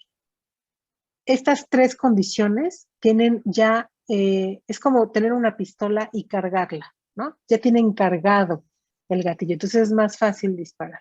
Por eso es que son poblaciones muy vulnerables. Durante COVID-19, cuando hay esta tormenta de citoquinas, se aumentan básicamente interleucina 1 beta, 2, 7 y 10, de manera muy importante. Estas otras también aumentan algunos factores de crecimiento, algunos factores granulocíticos de colonia, interferones y factores de necrosis tumoral. Todo esto aumenta. Y eso es lo que lleva al paciente a la enfermedad grave, ¿no? Al desarrollo de esas coagulopatías. Dentro de toda esta tormenta de citoquinas, uno de los marcadores más específicos con los que contamos son las proteínas de fase aguda. Las proteínas de fase aguda son ciertas proteínas que tenemos en el torrente sanguíneo que cuando estas interleucinas están aumentadas o estas citocinas, mejor dicho, están aumentadas, van a aumentar. Entonces vamos a encontrar altas cantidades de proteína C reactiva, de dímero D y de galectina 3. Son 3 marcadores de progresión en el paciente con COVID-19. A partir de estos marcadores podemos predecir qué tanto un paciente se puede complicar o no. Y particularmente la galectina 3 es fundamental en la tormenta de citoquinas por SARS-CoV-2. Es un marcador que se considera muy valioso para identificar los pacientes que pueden desarrollar esta tormenta. Entonces, recuérdenlo porque para enfermedad periodontal estos nombres son muy importantes. Ahora, cambiamos de tema y pasamos a enfermedad periodontal. Ya no COVID, enfermedad periodontal. Los pacientes con enfermedad periodontal o gingivitis, estas condiciones hacen que las citocinas y quimiosinas que vimos, tanto en la mucosa bucal como en el plasma, en el torrente sanguíneo, estén aumentadas significativamente si los comparamos con individuos sanos. Entonces, ya les decía yo que hay algunas condiciones, la edad, la inflamación, la inmunosupresión que favorecen la tormenta de citoquinas. Bueno, pues esto ya nos puede dar un avance, ¿no? La enfermedad periodontal tiene un modelo inflamatorio crónico muy parecido a las comorbilidades que se asocian con mortalidad en COVID. O sea, la enfermedad periodontal tiene un modelo inflamatorio idéntico al de la diabetes, al de la obesidad, al de la hipertensión, al de la enfermedad cardiovascular. Hay un vínculo bidireccional entre la salud periodontal y las comorbilidades. Paciente con estas comorbilidades va a desarrollar enfermedad periodontal o al menos gingivitis. Y esto también nos condiciona y se hace un círculo vicioso. En muchos estudios, en muchísimos estudios, se ha documentado que la enfermedad periodontal es más frecuente en individuos que tienen diabetes mellitus u obesidad, justamente por este vínculo bidireccional del que hablamos. Y vean, galectina 3, que es esta proteína de fase aguda de la que hablábamos, se relaciona con la severidad tanto de la gingivitis como de la enfermedad periodontal. Entonces, si ustedes se fijan, hay un vínculo entre todas estas patologías, ¿no? Hay un vínculo entre la inflamación crónica y la agudización de las patologías. Entonces, todo esto se los vengo a decir porque hay estudios recientes de este año que dicen que los pacientes con enfermedad periodontal, los casos que tienen COVID y enfermedad periodontal, tienen mayor riesgo de ingresar a terapia intensiva, de ser intubados o de morir que un paciente sin enfermedad periodontal, ¿no? Entonces, lo que estos artículos nos han dicho es, si a ti te da COVID-19 y tienes enfermedad periodontal o gingivitis, tienes más riesgo de morirte, o de ir a terapia intensiva, o de intubarte. Y vean, los riesgos van desde 3 hasta 8, ¿no? 3, 4 y 8. Entonces, visto desde este punto de vista es muy grave, ¿no? Enfermedad periodontal es igual a COVID-19 grave o muerte. Esto es lo que dicen los artículos. Y dejan aparte a las comorbilidades o a la inflamación crónica. Y es muy necesario que regresemos a los conceptos básicos de metodología de la investigación para recordar que la correlación no es igual a la causalidad. Y lo que estos autores están haciendo es poner falsa causalidad en los eventos. Enfermedad periodontal es igual a COVID-19 grave o muerte. Y no, no es así. ¿Cómo es? Pues es que un paciente que tiene comorbilidades, cualquiera que éstas sean, diabetes, hipertensión, enfermedad cardiovascular, inmunosupresión, tiene por este vínculo bidireccional más probabilidad de tener enfermedad periodontal. Y estas comorbilidades, junto con la inflamación crónica, lo ponen en mayor riesgo de tener COVID-19 grave o muerte. Pero no, o sea, la flecha no sale de aquí para allá, ¿vale? La flecha está aquí. Sí podemos controlarlo, sí tenemos que controlarlo.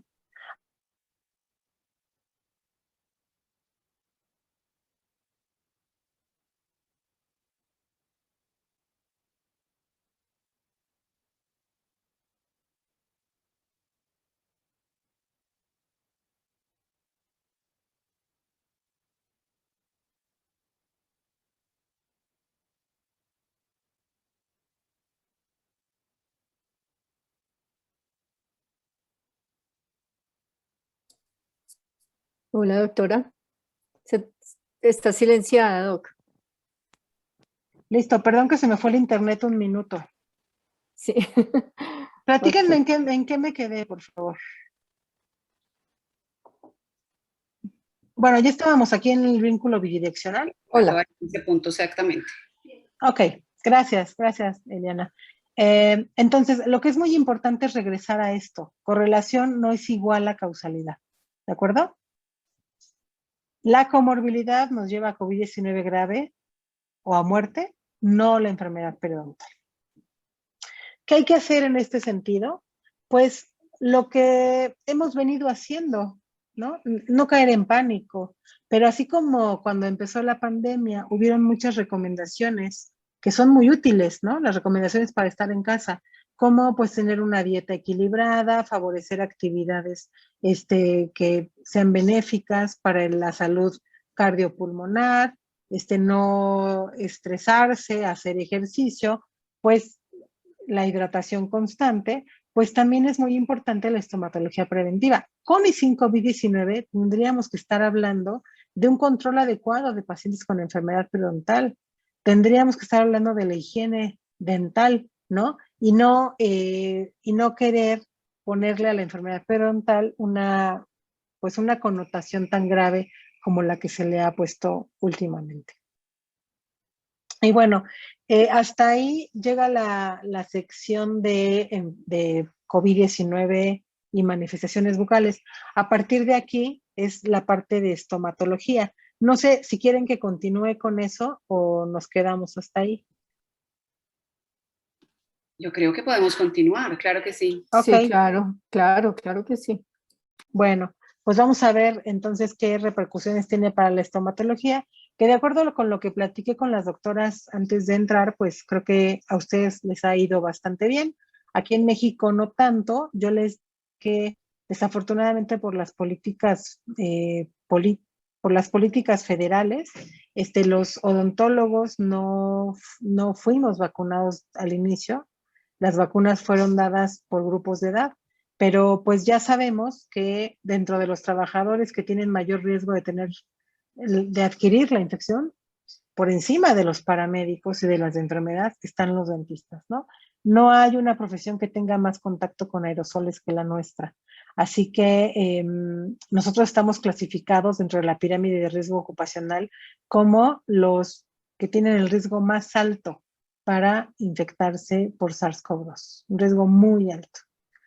Al principio de la infección, pues se sugería solo atender urgencias, ¿no?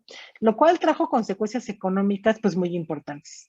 Al principio pues disminuyeron hasta 70% los ingresos en Europa, y algunos países pues les dieron apoyo a sus odontólogos, miren, apoyos hasta de 50,000 euros para que continuaran con su práctica. En Europa están bastante avanzados, o sea, en Europa sí se están aplicando las medidas que se tienen que aplicar, como la succión de alto volumen o los filtros en los consultorios. Nosotros no podemos pensar en regresar a la consulta haciendo lo mismo que hacíamos, ¿no? O sea, este dentista de Filipina y cubreboca mal puesto, ese ya no va a estar, ya no va a regresar.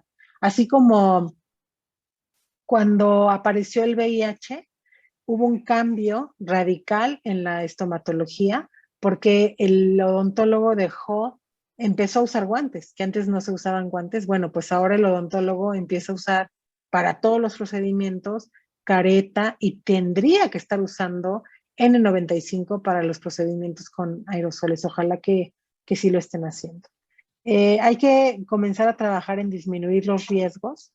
Existen los potenciales diseminadores, que son los individuos asintomáticos, los presintomáticos, los sintomáticos y los convalecientes. Es un grupo bien amplio de pacientes que pueden diseminar la infección. Y el problema no es si como odontólogos nos infectamos en el consultorio.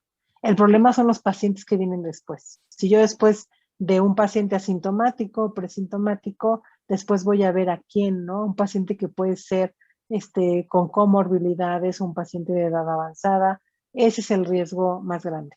Hay que evaluar la posibilidad de aplicar pruebas rápidas de antígeno en el consultorio dental, aunque sabemos que hasta el 65% van a ser falsos negativos en los pacientes asintomáticos.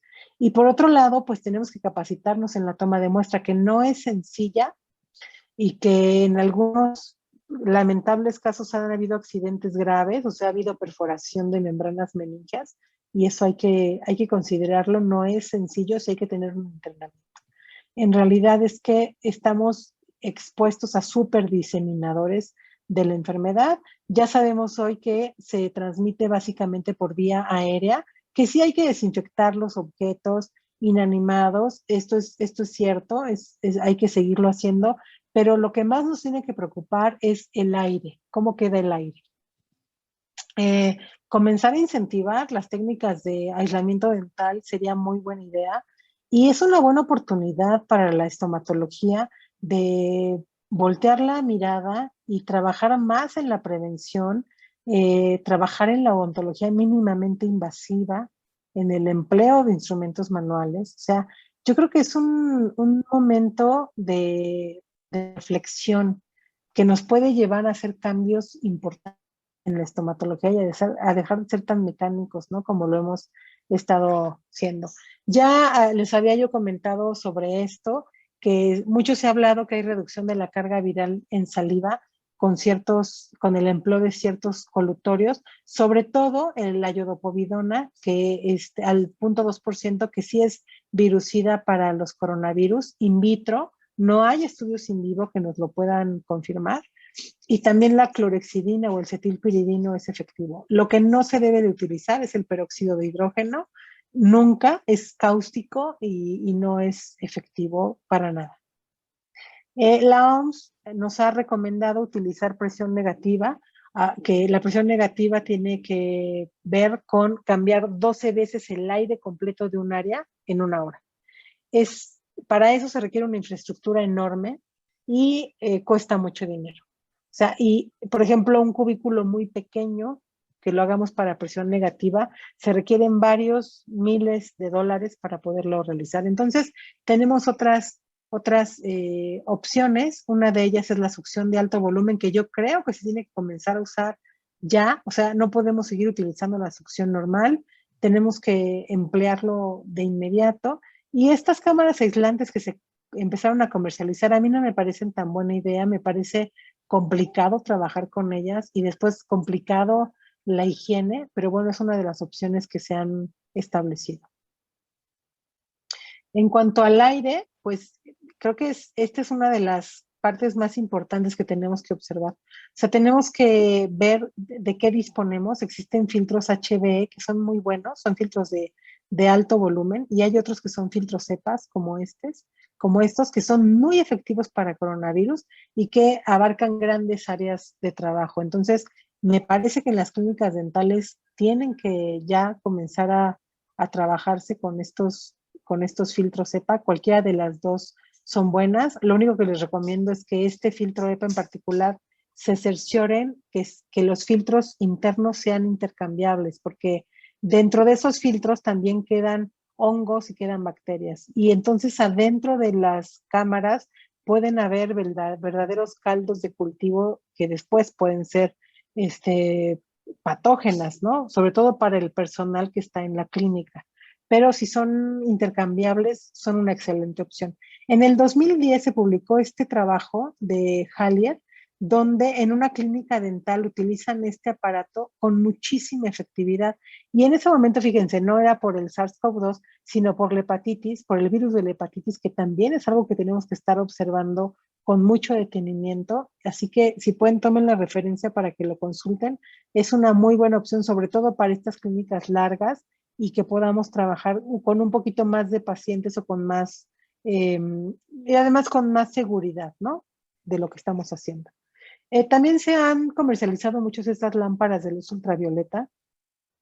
Hay que tener cuidado con ellas. Son buenas para descontaminar superficies, sobre todo a nivel quirófano son importantes. Nosotros casi no las vamos a requerir, podemos limpiar nuestras superficies con soluciones y son muy efectivas. Hay que tener cuidado nada más que sea luz UVC, porque si no es UVC, se genera ozono y el ozono es tóxico, sobre todo para la gente que esté en la clínica y que se debe estar exponiendo a esta luz. Entonces, revisen que sea el UVC. Algunas lámparas les dicen que pueden tener alcance aéreo también.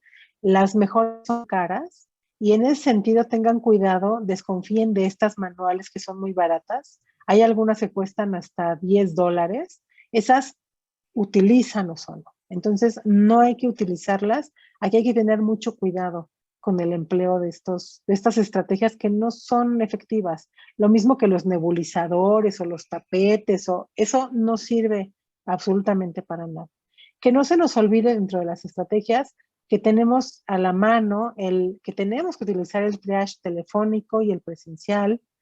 Muy importante que las áreas comunes tienen que estar muy bien ventiladas y que tiene que haber suficiente distanciamiento entre pacientes. La desinfección tiene que ser constante. Ya les decía yo el empleo de estas succiones para aparatos de succión de alto volumen. Ojalá que se empleara el aislamiento dental total. Ojalá que se pudieran aplicar áreas con presión negativa, pero les digo que son muy, muy caras. Que se use adecuadamente el equipo de protección personal. Yo he visto odontólogos que tienen un cubrebocas quirúrgico y encima el N95 con completa desinformación para lo que sirve el N95, ¿no? Que si no te está sellando perfectamente en la cara, pues no sirve para nada, y tener un cubrebocas quirúrgico abajo no sirve. Y el lavado continuo de manos de todos. O sea, el paciente también cuando llega al consultorio tenemos que invitarlo a que se lave las manos. La gente que está con nosotros tiene que estarse lavando las manos constantemente. Y por otro lado nos enfrentamos al paradigma de los costos, ¿no? El equipo de protección personal pues es de alto costo. Cambiarlo con cada paciente, además de las medidas de desinfección que vamos a tener con ellos, pues nos va a hacer que veamos a menos pacientes. Y el menor número de citas tendrá que aumentar el costo de los tratamientos. Entonces, yo no sé si eso va a ser costeable en la práctica privada para todos nuestros pacientes. Otro reto muy importante es la infodemia. Ya vimos hace un momento cómo es muy fácil que se disemine la información errónea, equivocada. En WhatsApp podemos estar recibiendo cualquier cantidad de información, videos, falsedades. Desde el inicio han aparecido y todavía hoy hay gente que se pregunta si se vacuna o no, ¿no? Por ciertos videos que aparecen. Entonces, creo que nuestro papel como personal de salud es muy importante en ese sentido. Nosotros tenemos que saber elegir las fuentes. Tenemos que elegir a la fuente correcta. No podemos saberlo todo. O sea, es imposible que sepamos todas las vacunas y cuál es mejor y qué porcentaje de eventos adversos tiene y cuándo es la siguiente, porque no vamos a leer los estudios. Los estudios de las vacunas, los resultados de las fases clínicas son muy complejos de leer. Pero para eso apóyense en gente de su país o de otros países, en gente especializada, busquen infectólogos, vean qué están publicando, infectólogos de toda su confianza y pueden obtener información más digerida para llevarla a sus familiares o a sus propios pacientes. Y pues aquí en México la educación en estomatología es un reto. Me comentaron al inicio de la charla que en Colombia no. Aquí pues ya tenemos un año con estudiantes de estomatología en línea, ¿no? Y lo cual pues es un reto que no sé cómo se va a resolver. Dicen que se van a hacer cursos remediales. Yo creo que lo que tendría que haberse hecho es como lo que sucede en Europa, que se detuvo el ingreso de muchos programas y lo que se hizo fue aumentar las horas clínicas. Quizá es una opción también para ustedes donde seguramente sus estudiantes van a ver menos pacientes que antes o van a ver cosas que no alcancen a realizar porque tienen menos horas frente a paciente, porque tienen menos espacios clínicos o porque hay un operador y el otro es quien le está ayudando.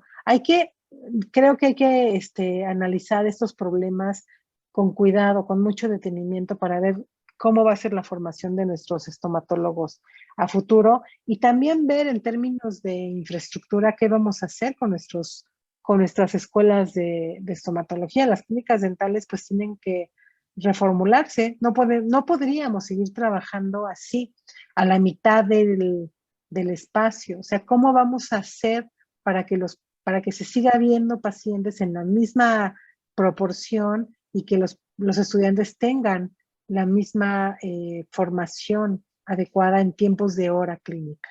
Habrá que ver si se instalan, quizá no en las clínicas completas se pueda poner presión negativa, pero a lo mejor puede haber un cubículo con presión negativa y colocar filtros de aire, ¿no? En fin, son cosas que tienen que estudiarse con detenimiento. Y claro que detenernos a examinar las ventajas y las desventajas de la telemedicina.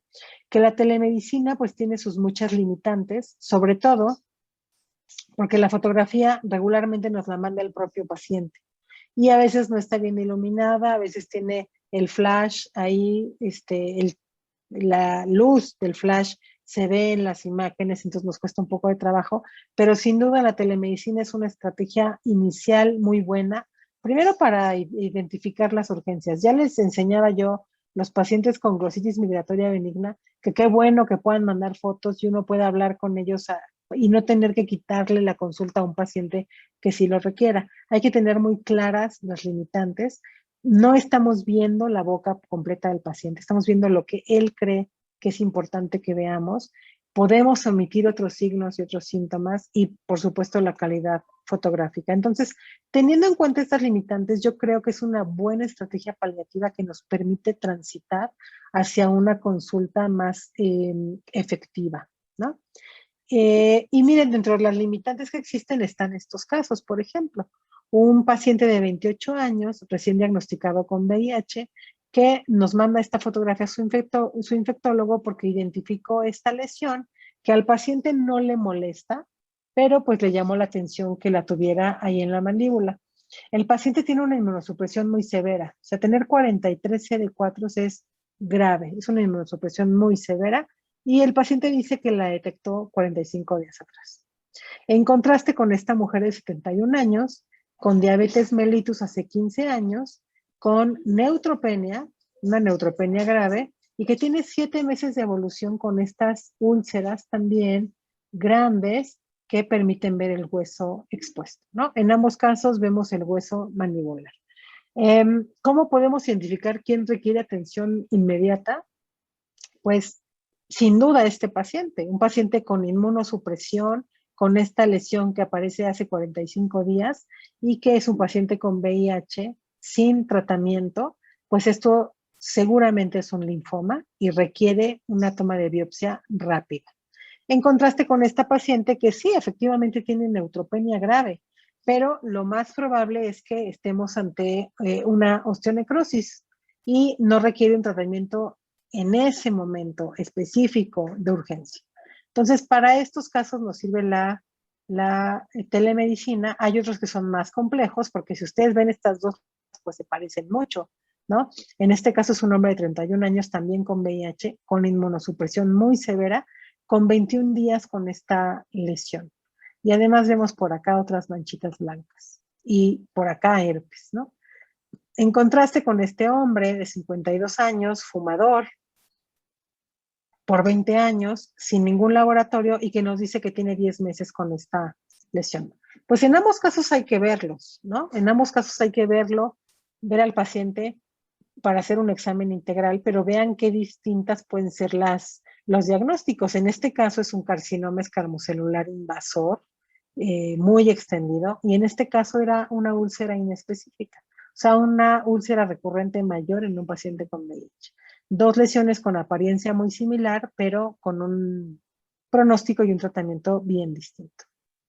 Una de las cosas que nos ha dejado la pandemia y que ya vamos a seguir viendo es el retraso en el tratamiento. Miren, pacientes con estas lesiones al inicio de la pandemia que no quisieron acudir a consulta, no querían ir a los consultorios o a los hospitales y pues en pocos meses las lesiones avanzaron y estos carcinomas rápidamente invaden hueso y el tratamiento pues tiene que ser más agresivo. Entonces, sí que vamos a ver diagnóstico retrasado en nuestros pacientes, vamos a ver casos todavía más avanzados de lo que ya los veíamos, pues porque los pacientes no fueron a consulta. Y bueno, como no todo es malo, pues también tenemos muchas oportunidades y yo creo que una de ellas pues lo estamos viviendo hoy, ¿no? Estamos cerca a muchísimos kilómetros de distancia, pero nos pudimos conectar para conversar sobre estos casos. Creo que tenemos comunidades más solidarias, más comunicadas. Tenemos una cantidad de información disponible enorme, o sea, no nos daría la vida poder entrar a todos los videos a los que podemos acceder en las diferentes plataformas. Hay más colaboración académica y tenemos acceso a una educación continua constante. Sin duda todos nos hemos enfrentado a la adaptación de nuevas metodologías que no se quedaron ahí en la pandemia cuando estábamos totalmente aislados, las estamos utilizando actualmente porque vimos que son pues totalmente útiles, ¿no? Así que estas son las oportunidades que nos dejó la pandemia. Y como notas finales, las recomendaciones finales para, sobre todo en el ámbito estomatológico, es que hay dos factores que son fundamentales para evitar el riesgo, para disminuir el riesgo del contagio, tanto para nosotros como para nuestros pacientes, y son la ventilación y el tiempo.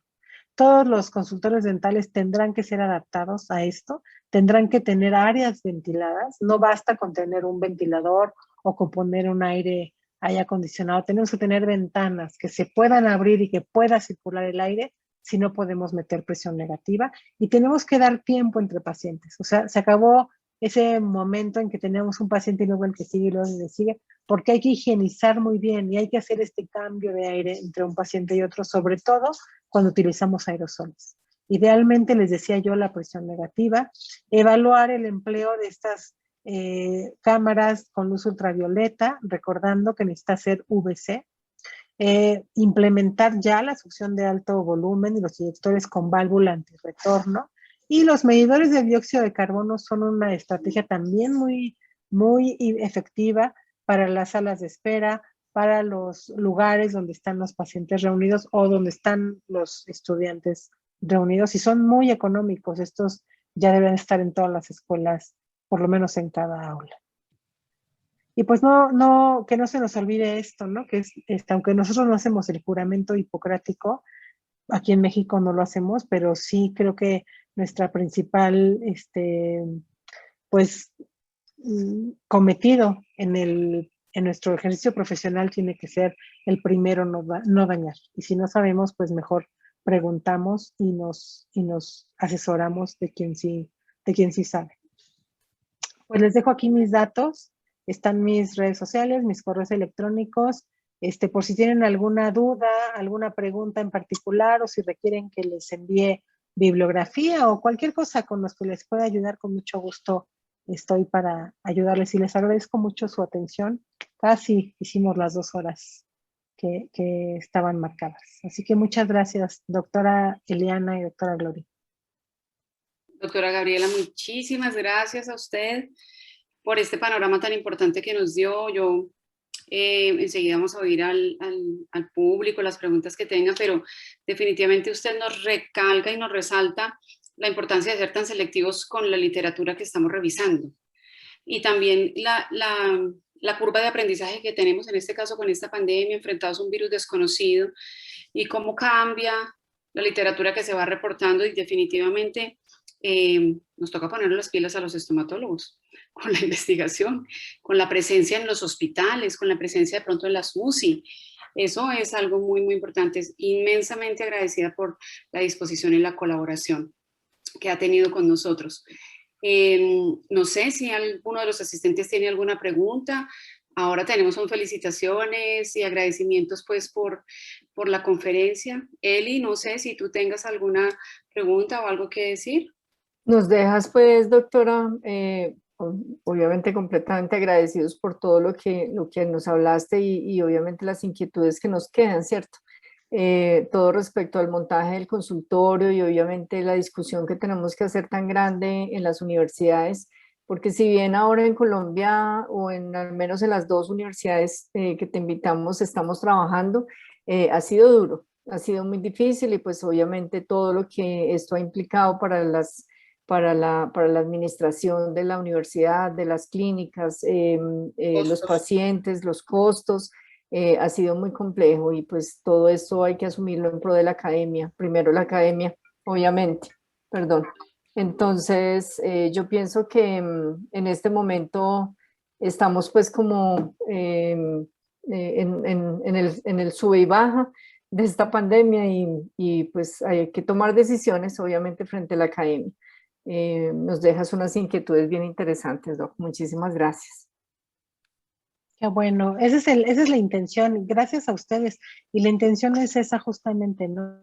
Tanto los comentarios de la doctora Gloria como los tuyos son bien relevantes. La intención es dejar la espinita, el gusanito, y difundirlo. Yo siempre que me acerco a alguien con la conferencia, les digo, esta conferencia pues es suya, es para que la promuevan.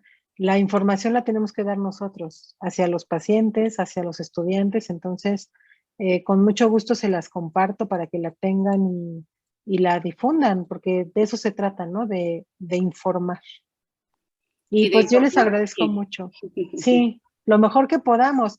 Ahora, también tenemos que tener en cuenta que la ciencia y el conocimiento se mueve de maneras muy extrañas. O sea, y lo hemos visto en muchas circunstancias de la historia científica, ¿no?